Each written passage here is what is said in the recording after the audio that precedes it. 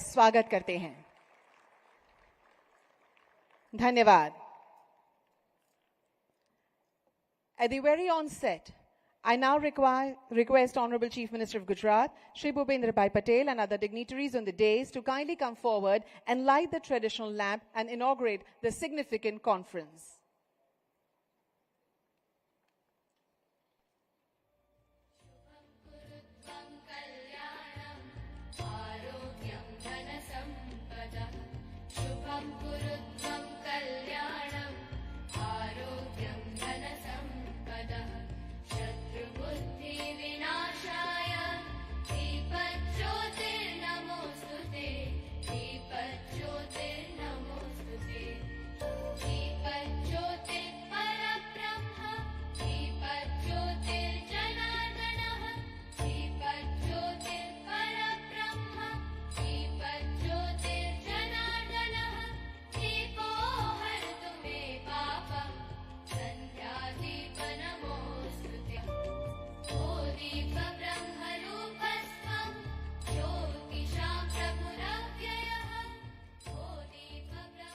Thank you, everyone, and we seek the blessings of Almighty.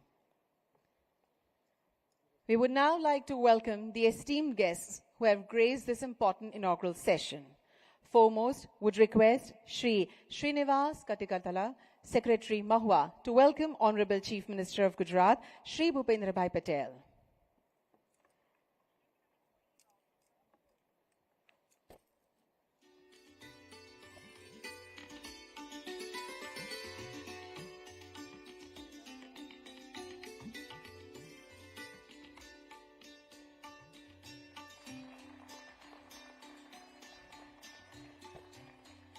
Thank you very much. Would now request Shri S.S. Rathod, MG Gujarat Metro and PS, Advisor to CM, to kindly welcome Shri Harshbhai Sanghvi, Honorable State Minister, Transport, Government of Gujarat.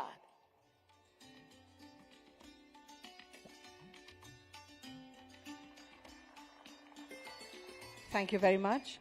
And would now request Shri Jaideep to kindly welcome Shri Rajkumar, Chief Secretary of Gujarat.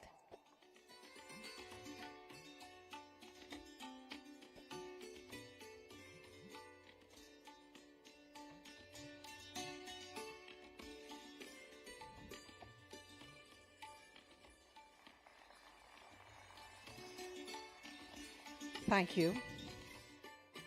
May I now request Shri Srinivas Katikathala, Secretary Mahua, to commence the proceedings of the session and extend a formal welcome to the dignitaries.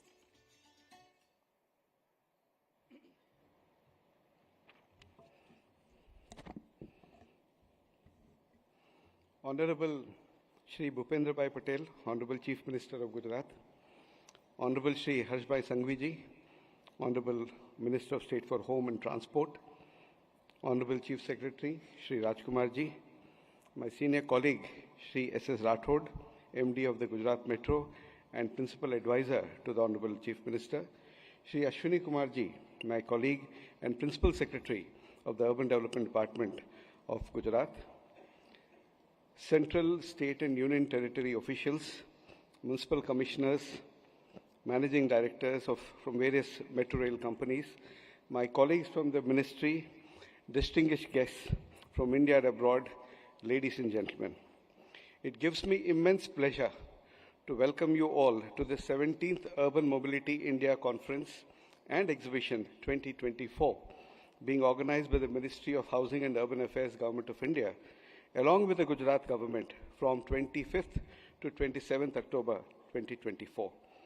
We are deeply indebted to the Honorable Chief Minister of Gujarat, officials and experts from the various national and international organizations, Honorable Home Minister of Gujarat, and all the senior colleagues who have graciously taken time out from their busy schedules and who are with us today to participate in the inaugural session of this conference and the other sessions to follow.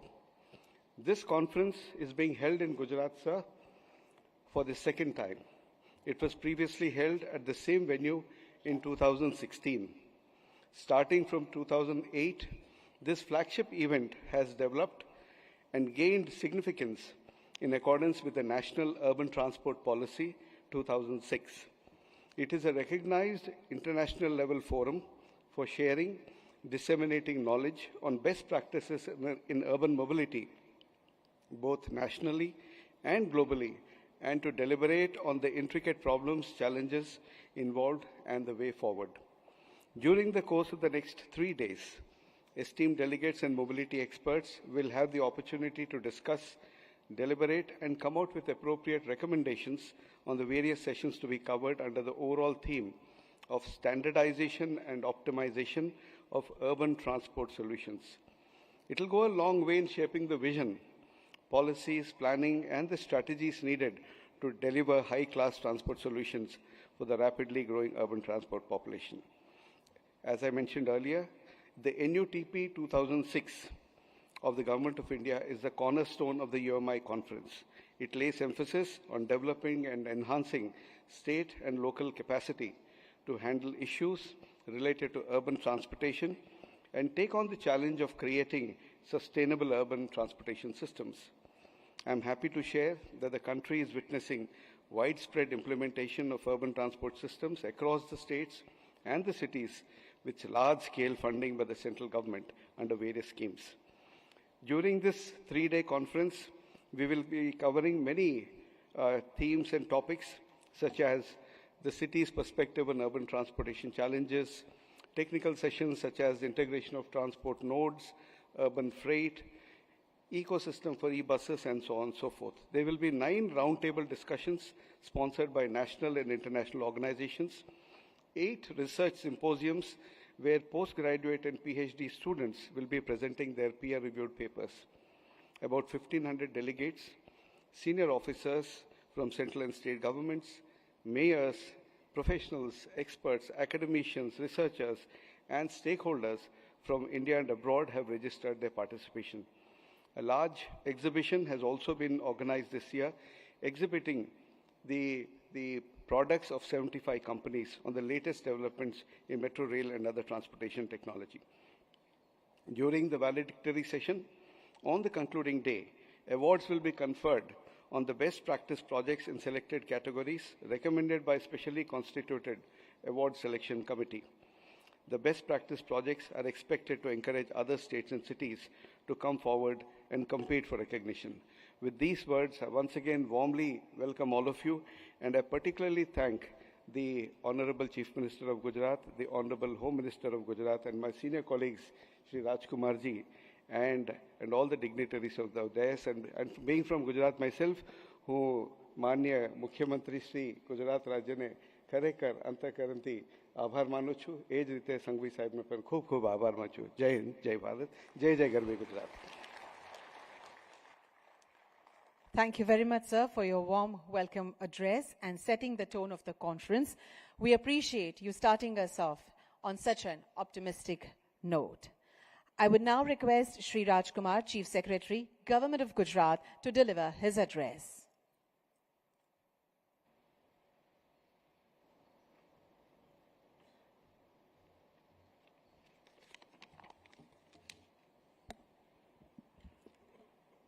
Honorable Chief Minister of Gujarat, Shri Bhupendra Bhai Patel ji, Minister of State, Transport and Home, Shri Harsh Bhai Sanghvi ji, Secretary, Ministry of Housing and Urban Affairs, Government of India, Shri K. Srinivas ji, Managing Director, Gujarat Metro Rail Corporation Limited, Shri S.S. Rathore ji, my colleague, Principal Secretary, Urban Development Department, Shri Ashwini Kumar, OSD, Shri Jaideep ji, esteemed delegates, mayors of various cities from across the country, distinguished guests, my colleagues and members of the industry, Namaskar and a very warm welcome to our vibrant state, Gujarat. I extend my heartfelt gratitude to Ministry of Housing and Urban Affairs for giving Gujarat an opportunity to host this prestigious conference, bringing together leading experts and stakeholders associated with transport sector from across the world. Our beloved Honorable Prime Minister is determined to ensure effective and futuristic urban planning as we grow in Amrit Kal. Honorable Prime Minister stated that transport planning is an important pillar for such development of our cities. Gatherings like these show our commitment to Honorable Prime Minister's vision for ideating, providing and evaluating policies to ensure standardization and optimization of urban transport solutions for growth of our cities. Today, we stand at the cusp of a transformational era in the country. Indian population is growing at the decadal rate of 17.7% as per the census of 2011, with India becoming the most populous nation on 18 January 2024. Further, by 2036, Indian towns and cities will be home to 600 million people, which will be roughly 40% of country's population. Urban areas will then be contributing almost 70% of country's GDP. Additionally, there is a clarion call to make India a developed nation by 2047 with the economic size of $30 trillion. Our urban areas will undoubtedly be the prime drivers of economic growth of our country. Urban transportation is the very backbone of our cities, directly influencing economic efficiency and well-being of our citizens. Millions of people move across cities, move from villages to cities daily to access opportunities and fuel India's growth. While there are opportunities, there are some challenges as well, which need immediate rectification. Indian cities are constantly being characterized by increasing levels of congestion, pollution, road fatalities, safety concerns, and inequitable access. Personalized transport modes account up to 70% in major cities, indicating limited dependency on public transport. This is not only causing concerns within the boundaries of our cities, but also larger issues related to climate change. It is critical to note that transport sector emissions in India contribute to 15% of total emissions in the country. The land transport alone contributes to about 70% of transport sector emissions. These numbers are worrisome, but what keeps me hopeful are the efforts that we are making. For example, the last decade has seen numerous impactful projects put in motion. Metro projects in over 20 cities, country's first bullet train corridor, promotion of sustainable transport through PM e-bus scheme, among several others. Further, policies like National Urban Transport Policy have time and again emphasized on moving people rather than vehicles. Committed to the vision of central government, Gujarat, as we know, is a shining example of growth and innovation. It has consistently been a hub for development, leading from the front in sectors like urban and logistics management. Gujarat also recently announced the Viksit Gujarat 2047 with actionable reforms centered around the principles of living well, earning well, and thriving well. As part of this vision strategy, transport and logistics is identified as one of the key enablers, while envisaging Gujarat as a leader in sustainable transport, prioritizing development of top-tier, inclusive public transport infrastructure, and ensuring highest standards of safety. As Gujarat continues to steadfastly progress towards its vision, I take this profound opportunity to highlight the state's efforts towards enabling safe, reliable, and affordable transportation system. Gujarat today is the best performing state in operationalizing bus rapid transport system. It is running successfully in 3 cities, namely Ahmedabad, Surat, and Rajkot, with a combined ridership of more than 300,000 passengers. Metro rail connectivity is also a priority for us. Metro rail system between Gandhinagar and Ahmedabad is already operational, and Surat Metro Rail Phase 1 is under construction. Similarly, CM Urban Bus Scheme, a novel initiative of state government, is supporting smaller cities with viability gap funding to make public transport projects viable.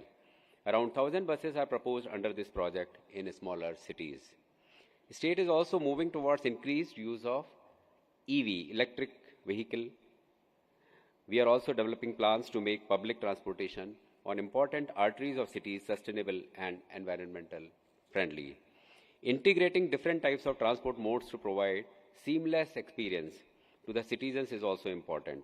In line with this, a master plan and automated system for integrating inter and intra-city transport modes in Ahmedabad is under planning stage. Gujarat cities are also leveraging technological advancements for improved mobility. For instance, the integrated transit management system in Surat city acts as a unified backbone for real-time monitoring of BRTS fleets, ensuring seamless movement. This innovative bus system adapts to cities' growing footfall through IoT, Internet of Things, and extensive data analytics. All our major cities have developed ring roads to ease the flow of traffic. Moreover, road connectivity is being strengthened further under Honorable Chief Minister's Urban Road Scheme. But this is not the end. I genuinely feel that we have just begun. Cities are growing so rapidly that we as policymakers continuously need to be literally on the move to optimize the current transportation system and plan for the future. I would like to tweak a common phrase: where there is a will, there is a way. There is a will to develop our cities as economic growth centers, and we will provide the mobility, that means way, to ensure this. Through this conference, I am optimistic that we will be able to develop practical, holistic solutions for urban mobility, and I look forward to fruitful discussions with you all. Thank you. Jai Hind, Jai Jai Garvi Gujarat. Thank you very much, sir, for your inspiring address. हमारे राज्य के विकास में युवा और ऊर्जावान नेतृत्व का विशेष योगदान रहा है और माननीय मंत्री महोदय श्री हर्ष भाई संघवी ने गुजरात के विकास में अनेक मानदंड स्थापित किए हैं। मैं आदरपूर्वक माननीय मंत्री श्री हर्ष भाई संघवी से उनके उद्बोधन के लिए आमंत्रित करती हूं।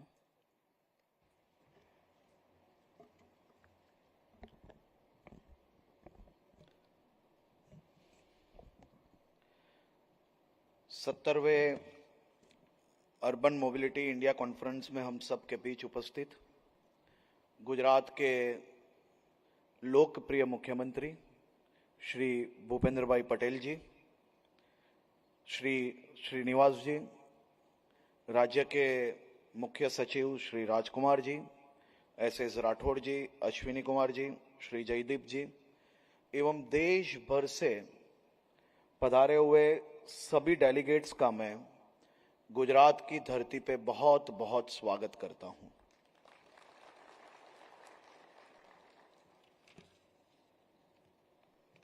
आज अर्बन मोबिलिटी इंडिया सम्मेलन और प्रदर्शनी के उद्घाटन में मुख्यमंत्री जी ने ये एग्जीबिशन का जब लोकार्पण किया, ये एग्जीबिशन में स्टेट के ट्रांसपोर्ट मिनिस्टर के तौर पे मेरा ये स्पष्ट मानना है कि सभी राज्यों ने अपनी गुड प्रैक्टिसेस को यहाँ पे कहीं ना कहीं डेमोस्ट्रेट किया है। हर राज्य ने कहीं ना कहीं अर्बन मोबिलिटी के लिए एक श्रेष्ठ प्रयास किया है और वो प्रयासों को यहाँ पे डेमोस्ट्रेट किया है। As an minister, as an citizen of this state, ये एग्जीबिशन से आने वाले दिनों में कई जो निर्णय स्टेट के ट्रांसपोर्ट विभाग में लेने हैं, उसमें जरूर से ये एग्जीबिशन के माध्यम से और कॉन्फ्रेंस के माध्यम से हमें मार्गदर्शन भी मिलेगा और कुछ नई चीजें जो हमें यहाँ से सीखने मिलेगी, उसको हम हमारे राज्य में जरूर से अप्लाई करने का प्रयास करेंगे। ये मंच केवल शहरों की वर्तमान चुनौतियां या विचार विमर्श करने का अवसर प्रदान करते हैं, इतना ही नहीं बल्कि शहर परिवहन के भविष्य को लेकर हमें नई दिशाएं भी जरूर से प्राप्त होगी। हम सभी जानते हैं कि पिछले एक दशक में प्रधानमंत्री श्री नरेंद्र भाई मोदी जी के मार्गदर्शन में देश भर में अर्बन मोबिलिटी ने एक नई दिशा प्राप्त की है और सही तौर पे पिछले एक दशक में अर्बन मोबिलिटी सेक्टर में बहुत ही बड़ा बदलाव भी आया है और एग्जीक्यूशन भी देश भर के टायर 1, टायर 2 सिटीज में हमें स्पष्ट नजर आ रहा है। ठीक उसी तरह से गुजरात में भी अर्बन मोबिलिटी की दिशा में गुजरात के मुख्यमंत्री श्री भूपेंद्र भाई पटेल के मार्गदर्शन में सभी विभागों ने साथ में मिलकर एक बड़ा बदलाव प्राप्त किया है। मुख्यमंत्री श्री भूपेंद्र भाई पटेल के मार्गदर्शन में हम लोग ट्रिपल एस के फॉर्मूला से गुजरात में अर्बन मोबिलिटी एवं ट्रांसपोर्ट विभाग में काम कर रहे हैं। खास तौर पे सस्टेनेबल, सेंसिटिव एंड इंक्लूसिव और स्मार्ट तरीके से अर्बन मोबिलिटी को आगे बढ़ा रहे हैं। आज जब digital India, smart city mission, आत्मनिर्भर एवं विकसित भारत जैसी पहल कर रहे, शहरी परिवहन को इनका मजबूत आधार बनाना यह अनिवार्य है। हमारे शहरों में ऐसी प्रणाली की आवश्यकता है जो सभी वर्गों के लिए समान रूप से उपलब्ध हो और पर्यावरण रूप से भी अनुकूल हो।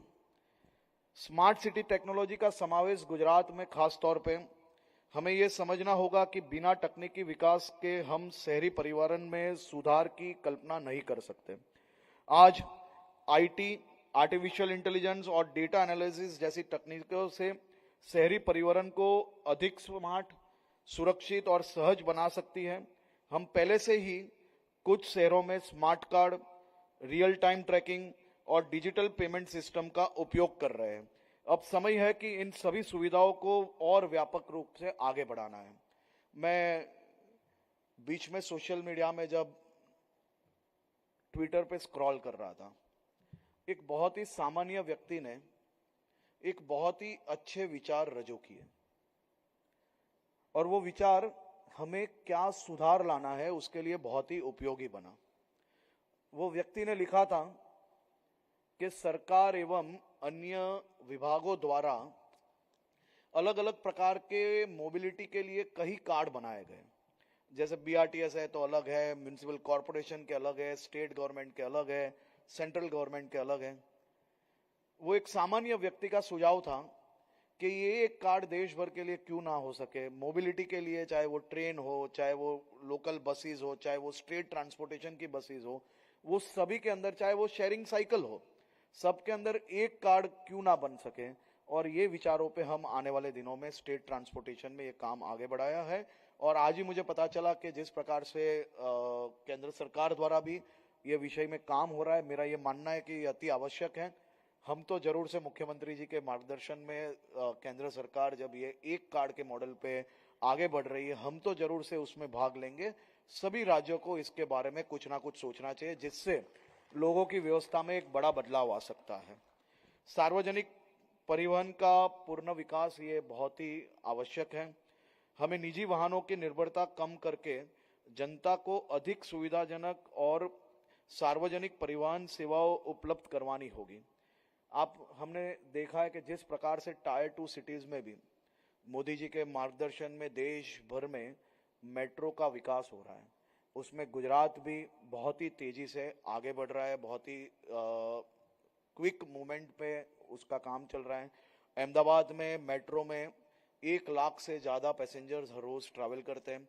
गांधीनगर में कुछ दिन पहले ही मेट्रो का लोकार्पण किया है, उसमें 30,000 से ज्यादा लोग इसका उपयोग करते हैं। आज गिफ्ट सिटी में महत्तम लोग मेट्रो का उपयोग करने लगे। ये अपने आप में एक बहुत ही अच्छी दिशा में मेट्रो की शुरुआत हुई है। आने वाले दिनों में सूरत शहर में भी मेट्रो की शुरुआत होगी। अर्बन मोबिलिटी में खास तौर पे हम लोग एंड टू एंड कनेक्टिविटी में प्राधान्य दे रहे हैं। एंड टू एंड कनेक्टिविटी में जिस प्रकार से अर्बन डिपार्टमेंट द्वारा अहमदाबाद म्युनिसिपल कॉरपोरेशन में एक छोटा सा जो ट्रायल किया है, बीआरटीएस से उतरने वाले लोगों को, छोटी सी गलियों में रहने वाले आम नागरिकों को बीआरटीएस से उतरते ही उनको ऑटो रिक्शा, 2 व्हीलर्स कैसे मिले, वो उनके एप्लीकेशंस में आने वाले दिनों में जो ऐड कर रहे हैं, वो एंड टू एंड कनेक्टिविटी में एक बहुत ही उत्तम उदाहरण आने वाले दिनों में साबित होने वाला है। इसी प्रकार से स्टेट ट्रांसपोर्टेशन में हमने हमारा आस्था का बहुत ही बड़ा केंद्र है। जैसे सोमनाथ में लोकल बसेस से जब स्टेट ट्रांसपोर्टेशन की बस से जब उतरेंगे लोग, बस स्टेशन से ही उन्हें ऑनलाइन सेम ही एप्लीकेशन से उन्हें 2 व्हीलर, 4 व्हीलर और ऑटो रिक्शा ऑनलाइन बुक हो पाए। इस प्रकार का प्रावधान आने वाले दिनों में हम लोग चालू करने जा रहे हैं, जिसके माध्यम से एंड टू एंड कनेक्टिविटी को हम आगे बढ़ा पाए। आज की दुनिया में जब हम जलवायु परिवर्तन और प्रदूषण को एक गंभीर परिणामों का सामना कर रहे हैं, तो परिवहन के क्षेत्र में ग्रीन मोबिलिटी पर ध्यान देने की समय की मांग है। इलेक्ट्रॉनिक वाहन है, सोलर है, अन्य नवीनीकरण और ऊर्जा स्रोत का आधारित परिवहन को हम बढ़ोतरा दे रहे हैं।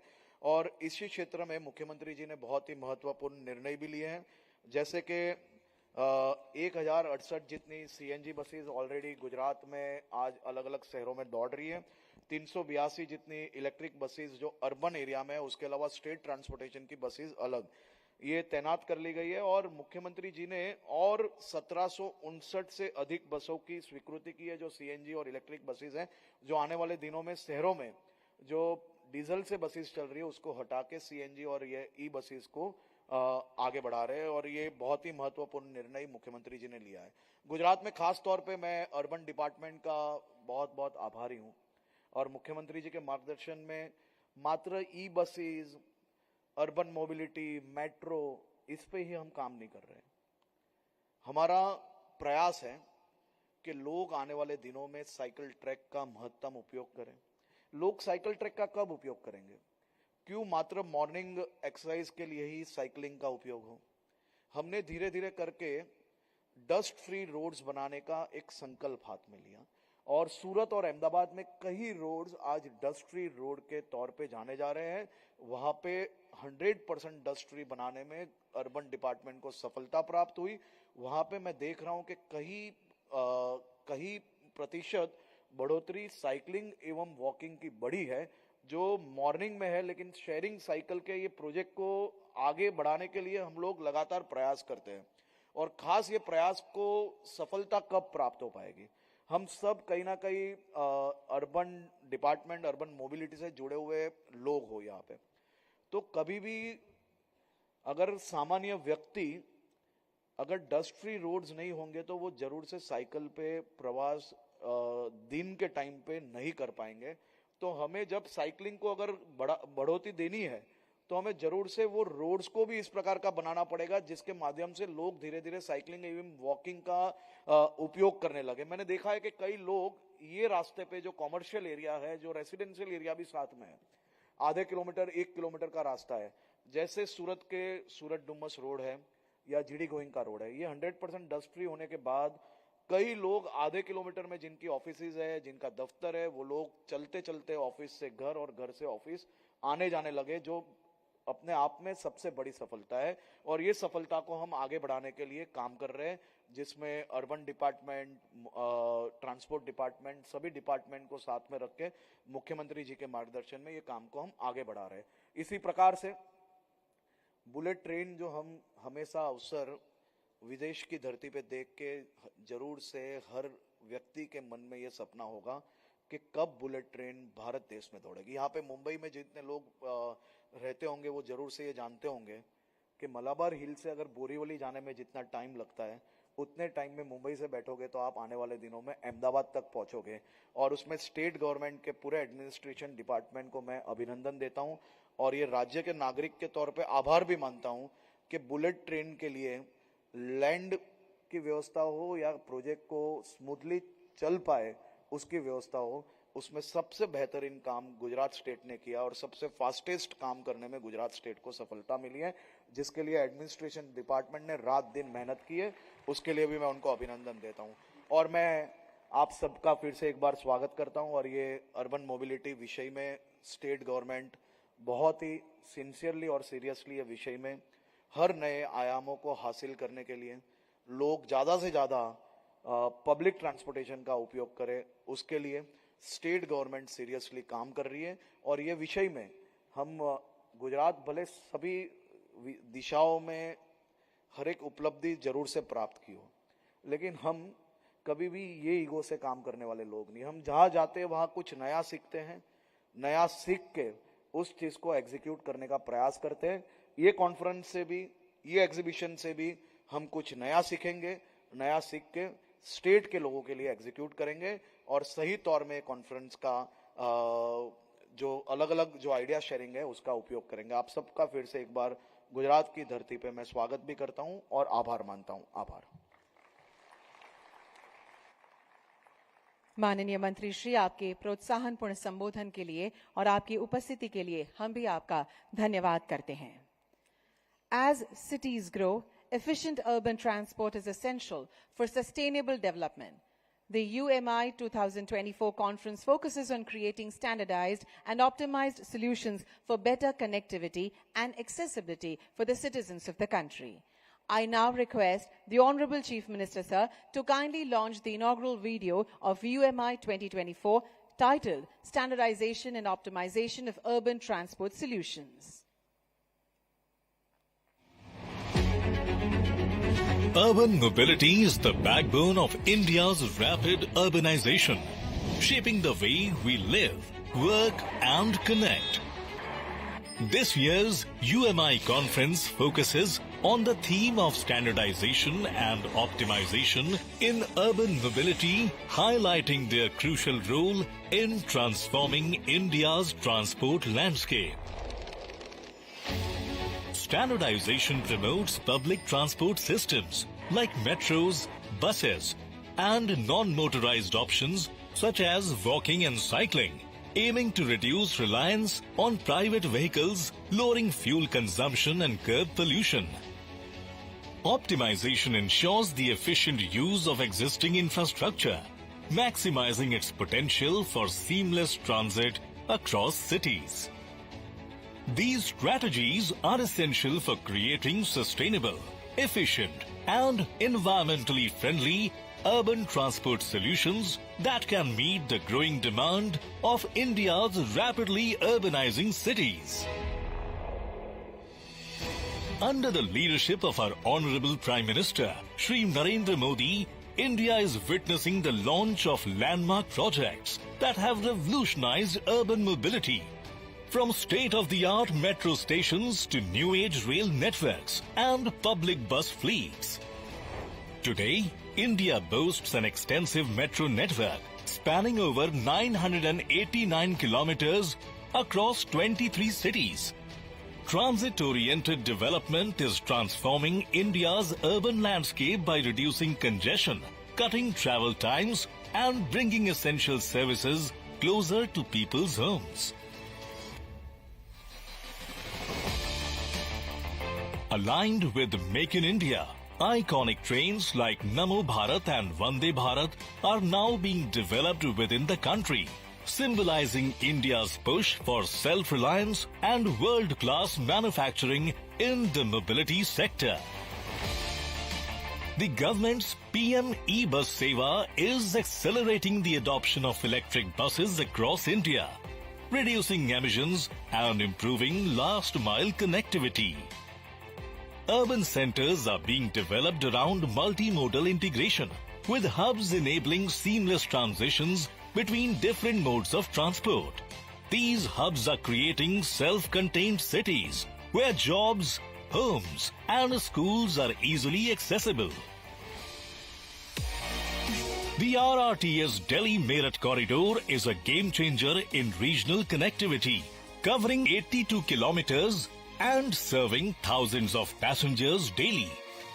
The National Common Mobility Card truly is a game-changer for public transport in India. By offering seamless integration across metro, bus, and regional transport networks, it simplifies travel for commuters. The Government of India's urban transport vision prioritizes sustainability, focusing on eco-friendly systems to ensure a green and prosperous future. Gujarat has led the way in shaping urban transport across India, delivering innovative projects that serve as national templates. Over the last decade, the Ahmedabad and Surat BRTS has further enhanced mobility, while Vadodara's Smart City project has introduced intelligent traffic systems. This year, at the 17th UMI conference, India's commitment to standardized and optimized transport solutions is driving a transformative shift in urban mobility. Experts, environmentalists, and policymakers are uniting to develop streamlined and efficient solutions that will revolutionize urban transport, making it cleaner, more accessible, and sustainable for the entire nation.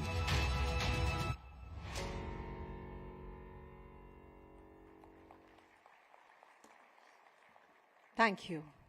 We now have few publications to be released. I would request Honorable Chief Minister to release the publication and the dignitaries to join. The first is the guidebook on safe routes to school prepared by GIZ, and second is Living Lab Methodology Toolkit prepared by GIZ. The Safe Routes to School program aims to create safer, walkable and bike-friendly school precincts, fostering sustainable mobility habits among children. The Living Lab Methodology Toolkit provides comprehensive guidance for understanding, establishing and scaling living labs in urban mobility across India. Thank you very much, gentlemen. We now have a newsletter prepared by GIZ, the Green Urban Mobility Partnership. Would request Honorable CM Sir to kindly inaugurate the same and the dignitaries to also do the honors.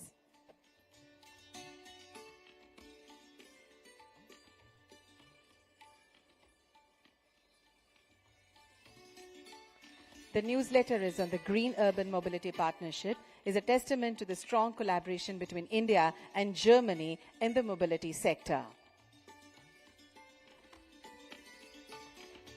Congratulations. One more publication to be released, which is on strengthening India's urban transport governance through a state unified transport authority, report by CEEW. It is for the Cleaner Air and Better Health Project proposes the creation of a state-level urban transport nodal agency with legal powers to influence decisions, ensure policy-driven governance and control investments to rethink and revitalize urban transport planning in India. Thank you very much for doing the honors.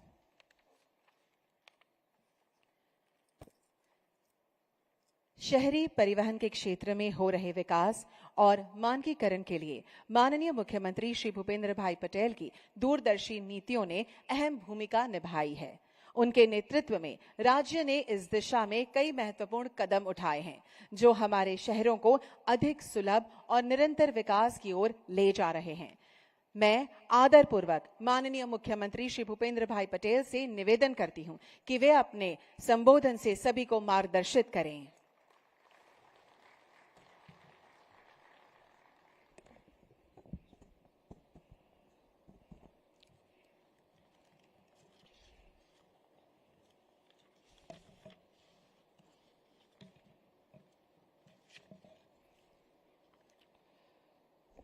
केंद्र सरकार के आवासन और शहरी विकास मंत्रालय द्वारा आयोजित 17वीं urban mobility Indian conference कम expo के उद्घाटन सत्र में हमारे बीच उपस्थित मेरे साथी मंत्री श्री हर्ष भाई संघवी, केंद्रीय सचिव श्री श्रीनिवासन जी, हमारे मुख्य सचिव Shri Rajkumar ji, Gujarat metro rail corporation के managing director Shri S Rathore, विभाग के ओएसडी श्री जयदीप जी, राज्य सरकार के अग्र सचिव श्री अश्विनी कुमार, आमंत्रित विभिन्न राज्यों के अधिकारीगण, उपस्थित सभी परिवहन एवं उद्योग क्षेत्र से जुड़े हुए महानुभाव, प्रेस मीडिया के मित्र, आप सभी को मेरा नमस्कार। देश के यशस्वी प्रधानमंत्री और वैश्विक नेता आदरणीय श्री नरेंद्र भाई मोदी जी के मार्गदर्शन में आयोजित अर्बन मोबिलिटी इंडिया कॉन्फ्रेंस में मैं आप सभी महानुभावों का हार्दिक स्वागत एवं अभिनंदन करता हूं। प्रधानमंत्री जी के मार्गदर्शन में भारत आज विश्व की 5वीं सबसे बड़ी इकोनॉमी बन गया है। देश के इस उपलब्धि में पिछले 10 सालों में हुए सामाजिक, आर्थिक विकास और शहरीकरण का बहुत ही बड़ा योगदान रहा है। प्रधानमंत्री जी ने शहरीकरण को एक चुनौती के रूप में न लेते हुए उसे अवसर बनाया और हमारे शहरों अधिक उपयोगी, सस्टेनेबल और लिवेबल बनाया है। हमारे शहर वर्ल्ड क्लास इंफ्रास्ट्रक्चर फैसिलिटी वाले हो, अर्बन मोबिलिटी सुगम और लास्ट माइल कनेक्टिविटी हो, शहरों में लोगों के लिए ईज ऑफ लिविंग बढ़े, ये शहरीकरण को लेकर प्रधानमंत्री जी के मूल सिद्धांत रहे हैं। प्रधानमंत्री जी के मार्गदर्शन में अर्बन मोबिलिटी सेक्टर में राज्यों में हुए डेवलपमेंट और अनुभव को एक दूसरे के साथ साझा करने में यह अर्बन मोबिलिटी इंडियन कॉन्फ्रेंस उपयोगी बनेगा। गुजरात का तो यह सौभाग्य रहा है कि पिछले 23 सालों से प्रधानमंत्री जी के मार्गदर्शन में राज्य के शहरों का विकास हो रहा है। श्री नरेंद्र भाई हमेशा समय से 2 कदम आगे रहते हैं। जब वो गुजरात के मुख्यमंत्री थे, तब उन्होंने अपने प्रयासों से गुजरात के शहरी विकास को भी समय से 2 कदम आगे ले जाते हुए शहरी विकास क्षेत्र को एक नया आयाम दिया है। प्रधानमंत्री जी ने यह सुनिश्चित किया है कि विकास कार्यों के लिए पैसों की कमी कभी न हो। शहरी विकास के लिए एक बड़े बजट की जरूरत होती है और इसलिए श्री नरेंद्र भाई ने शहरी विकास के बजट को बढ़ाने में विशेष ध्यान दिया है। आज से 23 साल पहले गुजरात का शहरी विकास का बजट 750 करोड़ रुपया था, आज बढ़कर 21,000 करोड़ रुपया तक पहुंच गया है। शहरी विकास के लिए अपनी इस प्रतिबद्धता के साथ नरेंद्र भाई ने वर्ष 2005 को शहरी विकास वर्ष के रूप में मनाया। इस पूरे साल राज्य भर में कई बड़े अर्बन डेवलपमेंट इनिशिएटिव्स लागू करने का अभियान चलाया। 2010 में गुजरात की स्थापना के 50 साल पूरे होने के अवसर पर शहरों को होलिस्टिक और इंफ्रास्ट्रक्चर डेवलपमेंट के लिए उन्होंने राज्य के फंड से स्वर्णिम जयंती मुख्यमंत्री शहरी विकास योजना शुरू की। यदि कोई व्यक्ति विकास के लिए समर्पित हो और उसके पास अपना विजन हो, तो स्थिति को कैसे बदला जा सकता है, इसका सबसे बड़ा उदाहरण नरेंद्र भाई है। अहमदाबाद में बना साबरमती रिवरफ्रंट उनके ही इस विजन की दृष्टि का एक उत्तम उदाहरण है। अहमदाबाद का यह रिवरफ्रंट मॉडर्न इंफ्रास्ट्रक्चर और सिटी ब्यूटिफिकेशन के साथ साथ अर्बन मोबिलिटी के लिए भी बहुत ही खास है। आज यह रिवरफ्रंट केवल देश की ही नहीं बल्कि विश्व की भी अपनी विशेष पहचान रखता है। शहरों में बसे लोगों को ट्रैफिक की वजह से कोई स्ट्रेस न हो, एक्सीडेंट का कोई खतरा न हो और दैनिक परिवहन सरल हो, इसका भी श्री नरेंद्र भाई ने विशेष ध्यान रखा है। इसके लिए उन्होंने गुजरात में सबसे पहले अहमदाबाद में BRTS शुरू की और ये स्टेप गुजरात के अर्बन मोबिलिटी के लिए गेम चेंजर साबित हुआ है। आज राज्य के अन्य बड़े शहरों को भी BRTS का लाभ मिल रहा है। शहरों के पार्किंग की समस्या भी एक बड़ी चुनौती रहती है। इसके समाधान के लिए हमने अपने बड़े शहरों में मल्टी लेवल पार्किंग की सुविधा दी है। प्रधानमंत्री जी के मार्गदर्शन में हाल ही में अहमदाबाद में लोगों को मल्टी लेवल पार्किंग से अपने गंतव्य स्थान तक जाने के लिए फीडर ट्रांसपोर्टेशन की भी शुरुआत की है। हमारा ये कदम भी अर्बन मोबिलिटी के लिए एक बड़ा सीमा चिन्ह है। इसी तरह गुजरात में मेट्रो सेवा शुरू होने से अर्बन मोबिलिटी को एक नया आयाम मिला है। आज मेट्रो हमारे अहमदाबाद के लाखों लोगों की लाइफलाइन बन गया है। प्रधानमंत्री जी के विकास कार्यों के लिए पर्यावरण केंद्रित अभिगम को प्राथमिकता दी है और 2070 तक भारत को नेट जीरो कार्बन कंट्री बनाने का लक्ष्य हमें दिया है। इसे हासिल करने की दिशा में गुजरात के clean and green urban mobility के लिए कई बड़े कदम उठाए हैं। ग्रीन ट्रांसपोर्टेशन को प्राथमिकता देते हुए मुख्यमंत्री शहरी बस परिवहन योजना के तहत हमने पब्लिक ट्रांसपोर्टेशन में इलेक्ट्रिक बस और CNG बसों का उपयोग को बढ़ावा दिया है। प्रधानमंत्री जी के मार्गदर्शन में केंद्र सरकार ने भी देश में पीएम ई बस सेवा पीपीपी मॉडल द्वारा शुरू की है। अर्बन मोबिलिटी में सस्टेनेबल डेवलपमेंट और ग्रीन क्लीन फ्यूअल हमारी प्रतिबद्धता है। प्रधानमंत्री जी के 2047 तक विकसित भारत का निर्धार किया है। मुझे विश्वास है कि हम सभी साथ मिलकर अपने साझा प्रयासों से इस निर्धार को पूरा करेंगे। आज का ये अर्बन मोबिलिटी इंडियन कॉन्फ्रेंस विकसित भारत के लक्ष्य को हासिल करने की दिशा में एक बड़ा प्रयास साबित होगा। इसी अपेक्षा के साथ मैं अपनी वाणी को विराम देता हूं। भारत माता की जय। वंदे मातरम। जय जय गरवीरुदा। माननीय मुख्यमंत्री जी, हम आपके मार्गदर्शक विचारों के लिए हृदय से आभार व्यक्त करते हैं। आपकी उपस्थिति और इस सम्मेलन और प्रदर्शनी का उद्घाटन करने के लिए हम आपके अत्यंत आभारी हैं। एक बार फिर से आपका हार्दिक धन्यवाद। To conclude the inaugural session, I now request Shri Ashwini Kumar, Principal Secretary, Urban Development, Government of Gujarat, to propose a formal vote of thanks to the conference gathering.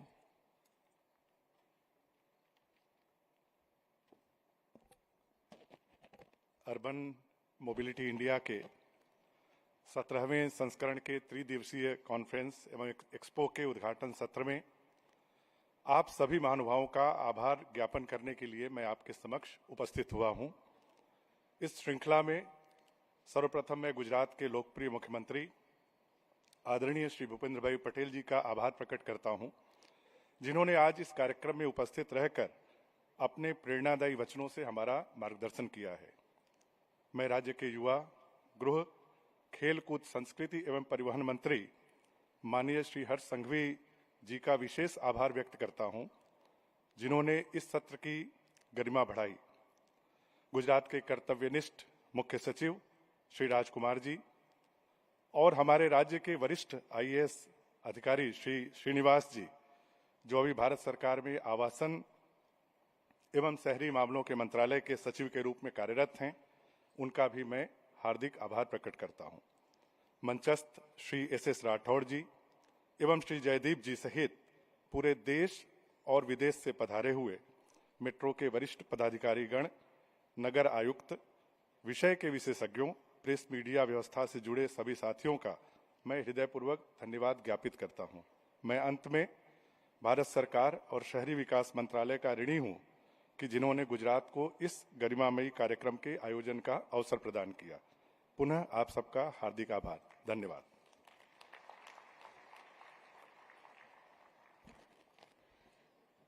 आपके ऊष्मापूर्ण आभार विधि के लिए आपका भी बहुत बहुत धन्यवाद।